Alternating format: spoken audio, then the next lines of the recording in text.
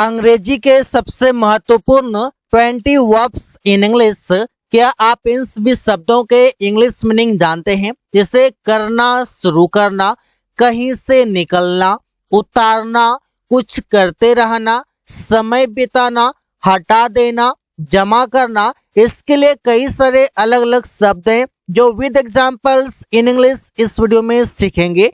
जैसे कि act upon, act upon का हिंदी मतलब है और इसका प्रयोग करने का सिचुएशन जो है किसी और के अनुसार काम करना, मतलब किसी के एडवाइस पर कोई काम करना। किसी से आप एडवाइस लेते हैं और उसके अनुसार कोई काम करते हैं तो वहां पर प्रयोग करते हैं एक्ट अपॉन, या फिर आप चाहे तो अपॉन के जगह पर ऑन भी कर सकते हैं, एक्ट ऑन।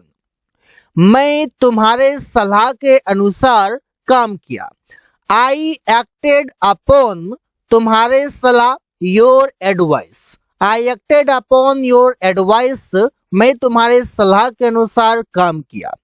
रवि ने अपने बॉस के अनुसार निर्णय लिया, Ravi acted upon his boss, मतलब कोई भी निर्णय लेना, कोई भी काम करना वो किसी के अनुसार करना, तो वहां पर आप प्रयोग कर सकते हैं। या फिर आप चाहें तो Ravi acted to take action upon his boss, ऐसे भी आप कर सकते हैं समझने के लिए। टेक अप का मतलब है कुछ करना, शुरू करना, मतलब कोई काम करना, स्टार्ट करना। मैंने अंग्रेजी बोलना शुरू किया, आई टूक अप स्पीकिंग इंग्लिश। रोहन आजकल सुबह में टहलना शुरू किया है, Rohan has taken up walking in the morning nowadays. यहाँ पर जो टेक अप है इसके बाद जो वर्ब आएगा वो वी फोर में आएगा या फिर कोई ऑब्जेक्ट आएगा। यहाँ पर देखिए अप के बाद वी फोर स्पीकिंग है, यहाँ पर देखिए वॉकिंग वी फोर है, तो इससे आप प्रयोग करेंगे। कोई काम करना, स्टार्ट करना, टेकअप का यूज कर सकते हैं। बहुत ही बेहतरीन वर्ब है जो कि आप प्रयोग कर सकते हैं। अगला है फिल इन। फिल इन का मतलब है सूचना देना, मतलब इंफॉर्मेशन प्रोवाइड करना। Subject fill in plus object, ये फिल वर्ब है तो टेंस के अनुसार बदल भी सकता है। मैं तुम्हें कुछ सूचना देना चाहता हूँ, I want to fill in something to you. यहाँ पर जरूरी नहीं कि आप सूचना के लिए इंफॉर्मेशन ही प्रयोग करें, आप यहाँ पर फिल इन का प्रयोग कर सकते हैं जो कि बेहतरीन वर्ब है और इससे स्पोकन इंग्लिश में most of the people use. देखिए रवि ने घटना के बारे में सूचना दिया, Ravi filled in about accident.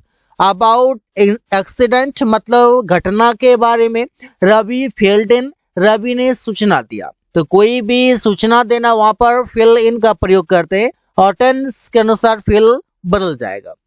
अगला है हैंड इन। हैंड इन का मतलब है जमा करना। इसके साथ अगर आप ओवर लगा देंगे, हैंड ओवर, तो मतलब हो जाएगा सौंपना। जिससे बोलते हैं ना कि रवि ने अपने बॉस को माइक सौंप दिया। स्टेज पर बोल रहा था, एंकरिंग कर रहा था रवि, लेकिन उसका बॉस जब आया तो उसने अपने बॉस को माइक सौंप दिया, मतलब हैंड ओवर कर दिया। इसे आप बोल सकते हैं कि मैं बाहर जा रहा हूं तो मैं अपना घर का चाबी मैं अपने घर के किसी मेंबर को सौंप दिया, तो वहां पर आप हैंड ओवर का प्रयोग करते हैं। लेकिन हैंड इन का मतलब है जमा करना, सबमिट करना। मैं फाइल जमा करने जा रहा हूं, I am going to hand in the file. The files भी आप कर सकते हैं। रोहन ने ऑफिस में किताब जमा कर दिया, Rohan handed in the book in the office. In the office मतलब ऑफिस में, कार्यालय में, दफ्तर में। इन द यहाँ पर हैंडेड इन जमा कर दिया किसको, तो बुक को कर दिया, किताब को कर दिया। अगला वर्ब है पुट अवे, मतलब हटा देना, कोई भी चीजों को एक जगह से रिमूव कर देना, मूव कर देना। जैसे मैंने उसका बाइक हटा दिया, मतलब एक जगह लगा हुआ था वहां से हटा करके दूसरी जगह पर लगा दिया। I put away his bike. देखिए पुट का V1 पुट होता है, V2 भी पुट होता है और V3 भी पुट होता है। तो यहाँ पर कंफ्यूज नहीं करेंगे, टेंस के अनुसार आप इसका प्रयोग करेंगे और अकॉर्डिंग टू सिचुएशन आप समझ जाएंगे कि यहाँ पर V2 है, V3 है या फिर V1 है। अमन घर का सामान हटा रहा है। Aman is putting away the goods of home. The goods of home मतलब घर का सामान, पुटिंग अवे हटा रहा है। लेट अप मतलब रुकना या धीमा हो जाना। धीमा हो जाना, स्लो हो जाना, रुकना, इससे गाड़ी यहाँ धीमा हो जाता है। The train let's up here. यहाँ पर लेट जो है ये V1 भी लेट होता है, V2 भी लेट होता है और V3 भी लेट होता है और V4 जो है ये लेटिंग होता है और V5 ये लेट्स होता है। यहाँ पर लेट्स V5 प्रयोग हुआ है। बारिश रुक गया तो द रेन लेट अप। तो यहाँ पर लेट जो है ये V2 है टेंस के अकॉर्डिंग। अगला वर्ड है स्पीक अप मतलब जोर से बोलना या बोलना शुरू करना। दो सिचुएशन है, पहला जोर से बोलना स्पीक लाउडली और दूसरा है कि स्टार्ट स्पीकिंग बोलना शुरू करना। इसे जोर से बोलना शुरू करो तो इसके लिए बट्स आप इतना ही बोलेंगे स्पीक अप। रवि ने अभी अभी बोलना शुरू किया तो रवि जस्ट स्पोक अप। तो शुरू करना के लिए आप यहाँ पर स्टार्ट प्रयोग नहीं करेंगे क्योंकि आप स्पीक अप का प्रयोग ही करते हैं कि कोई बोलना शुरू करने के लिए या जोर से बोलने के लिए। तो शुरू करने के लिए कोई भी वर्ब आप प्रयोग नहीं करेंगे। टर्न डाउन मतलब आवाज कम करना, जैसे कि टीवी का आवाज कम करना, मोबाइल का आवाज कम करना, किसी मशीन का आवाज कम करना, तो वहां पर टर्न डाउन का प्रयोग करते हैं। क्या आप आवाज कम कर सकते हो? Could U turn down the volume. क्या आप टीवी का आवाज कम कर सकते हो? टीवी कम कर सकते हो मतलब आवाज ही का मीनिंग है। तो could U turn the TV down. Could U turn the TV down, क्या आप टीवी का आवाज कम कर सकते हो? तो इससे आप प्रयोग करते हैं कोई भी इलेक्ट्रिकल चीजें हैं उसका वॉल्यूम कम करने के लिए टर्न डाउन का प्रयोग करेंगे। अगला शब्द है बैक अवे मतलब पीछे हट जाना। मैं लड़ाई से पीछे हट गया। आई बैक्ड अवे फ्रॉम फाइट। तुम इस समस्या से हमेशा पीछे हट जाते हो। You always back away from this problem. तो इससे आप प्रयोग कर सकते हैं। गिव बैक मतलब वापस करना। मैंने पेन वापस मेरा पेन वापस करो। Give my pain back. मैंने तुम्हारा पैसे वापस कर दिया। I gave your money back. तो आप देख सकते हैं कि इसका प्रयोग कैसे करते हैं। यहाँ पर गिव और बैक के बीच में आप कोई ऑब्जेक्ट भी लगा सकते हैं, नो डाउट, और आप गिव बैक के बाद भी लगा सकते हैं, ये भी ठीक है, लेकिन बेहतर रहेगा कि आप दोनों के बीच में प्रयोग कर ले। प्लम डाउन मतलब पटकना, जैसे कि कोई सामान को पटकना, नीचे गिरा देना, वहां पर आप प्रयोग करें। जैसे मैंने अपना बैग स्कूल से आने के बाद पटक दिया। I plumped down the bag after returning from school. तो प्लम डाउन मतलब पटक दिया। सामान मत पटको। Don't plum down things. Don't plum down things मतलब सामान मत पटको। टेक ऑफ का मतलब है उतारना, जैसे मैंने जैकेट उतार दिया। आई टुक ऑफ द जैकेट। तो यहाँ पर टेक वर्ब है, तो टेक का V1 टेक का V2 टुक और टेक का V3 टेकन होता है। प्लेन उतर रही है, तो the plane is taking off. The plane is taking off, plane उतर रही है। तो इससे भी आप प्रयोग कर सकते हैं। टेक ऑफ मतलब उतारना या उतरना। एक्ट अप मतलब शैतानी करना, बदमाशी करना। सभी बच्चे शैतानी करते हैं। All children act up. तुम उसके साथ शैतानी क्यों करते हो? Why do you act up with him. यहाँ पर आप देख सकते हैं कि एक्ट अप का प्रयोग हुआ है शैतानी करने के लिए।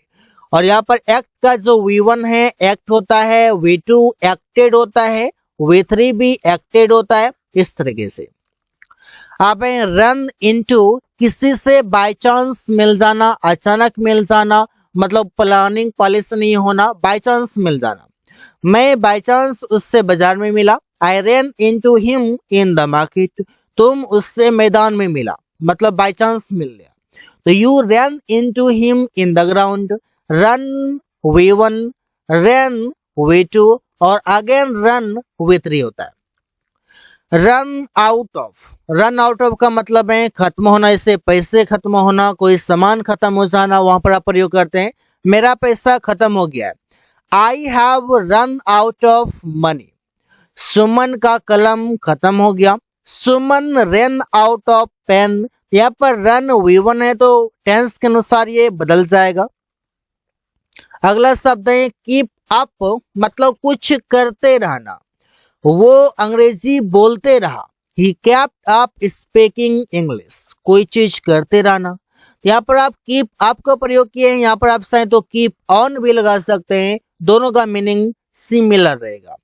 हम लोग मैच खेलते रहे, we kept up playing the match. तो कीप का V1 कीप होता है, V2 केप्ट होता है और V3 भी केप्ट होता है, मतलब V2 और V3 दोनों समान होता है। हेड आउट मतलब कहीं से निकलना, रवि मॉल से निकल रहा था, Ravi was heading out from the mall.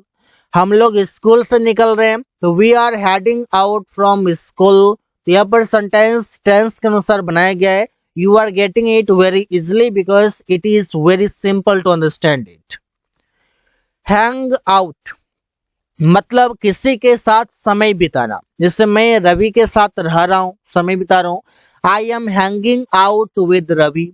तुम लोग अमन के साथ समय बिता रहे हो, you are hanging out with Aman. यहाँ पर इसका प्रयोग करेंगे, समय बिताने के लिए आप हैंग आउट का प्रयोग कर सकते हैं। थ्रो अवे का मतलब होता है फेंक देना, जैसे तुमने मोबाइल क्यों फेंक दिया, why did you throw away the phone.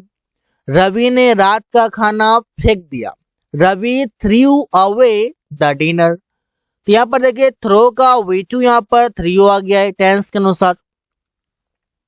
Look for मतलब ढूंढना, ढूंढने के लिए आप किसी सामान को ढूंढते हैं, वहां पर भी आप प्रयोग कर सकते हैं।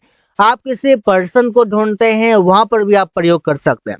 इससे मैं रवि को ढूंढ रहा था, I was looking for Ravi. तुम सुमन मोबाइल ढूंढ रहा था, Suman was looking for phone. यहाँ पर ये लुकिंग फॉर के बाद आप कोई नाउन का प्रयोग कर सकते हैं और आप किसी वस्तु के साथ भी आप प्रयोग कर सकते हैं और किसी पर्सन के साथ भी आप प्रयोग कर सकते हैं। Both are correct. So guys, thanks for watching. That's all for today.